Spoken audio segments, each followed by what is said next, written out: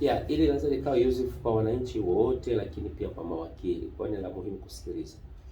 Mahakamani kuna muda wa kufanya chochote unachokwenda kukifanya mahakamani, kina muda maalum. Kwa sio maamuzi ya wewe mteja wa mahakama kujiamulia nataka niende lini nikafanye jambo gani. Hapana, utapoteza haki yako.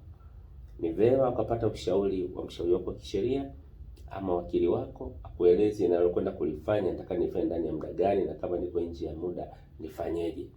Sasa imetokea uko nje ya muda, unataka kwenda mahakamani, lazima kwanza upeleke maombi yako ya kuongezewa muda. Sasa kwenye maombi yako ya kuongezewa muda, lazima imekuwa niweke neno imekuwa, pigia mstari neno imekuwa, ni practice ama ni matakwa kwamba lazima ueleze ulikuwa wapi, account each day of delay, ueleze ulikuwa wapi kwa ndani ya hizo siku zilizochelewa. Affidavit yako iweze kuweze kufanua ulikuwa wapi na nini kilichokufanya wewe ukachelewa, ili mahakama iweze kuona, kwa sababu kwa extension of time ni discretion, ni maamuzi ya mahakama, inaweza kukupa msikupe kwa sababu umeshakiuka sheria. Sasa mahakama ya rufani, na hapa ndipo nataka nieleweke, imetoa turnaround nyingine kwamba kama maamuzi unakwenda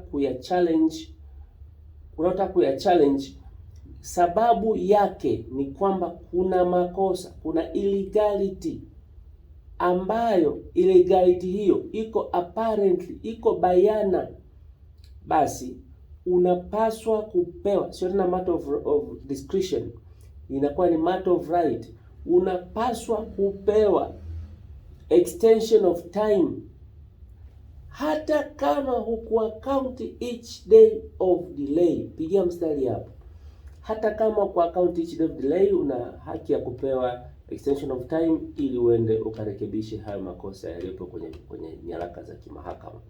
Lea Associate South Asia PVT Vice Commissioner General TRA Civil Appeal number 139 of 2025 Court of Appeal Arusha, chini ya majaji mahiri kabisa wa mahakama ya rufani Ndika JA, Fikirini JA na Ngeyekwa JA.